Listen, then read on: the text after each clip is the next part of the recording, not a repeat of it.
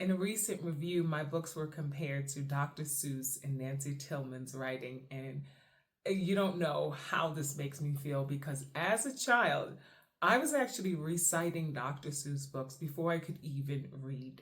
That's how much those books deeply connected to me.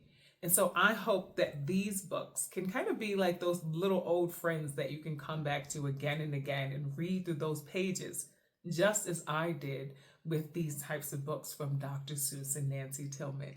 They show up in such a big way for little people, in a way that doesn't talk down to them.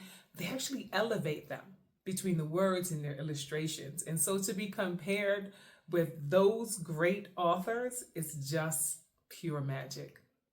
Winning this award is like getting a big giant hug from the universe.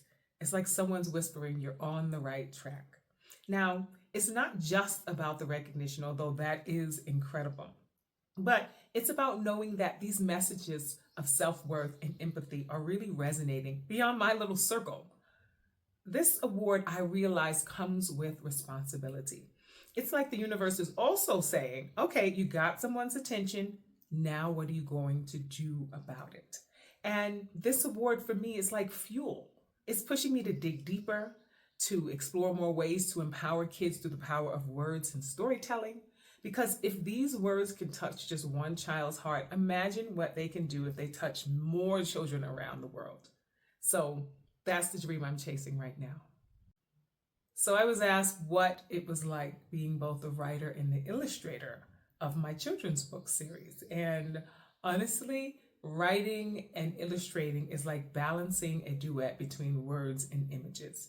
Sometimes the words lead, and other times the illustrations take center stage.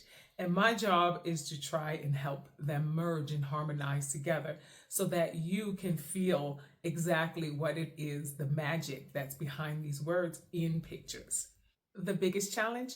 Probably my perfectionism. I redid the illustrations 5 times before my daughters, my toughest critics, gave the approval. But that process, as exhausting as it was, ensured that every page speaks to both parents and the children they're reading to. And so it was worth it. So how can parents and educators use these books as tools to foster emotional intelligence and social skills? So I always say that these books are like conversation starters and not enders. And at the back of each of these books, there are prompts and questions that are designed to keep the conversation going. But I encourage parents and teachers to go even beyond these too, to use the books as springboards, as discussion in your classroom and in your home. The key is to make it interactive and personal. These aren't lectures, they're explorations. These books are giving kids the tools to understand their emotions and see the value in themselves and others. So the beautiful thing is, it never ends.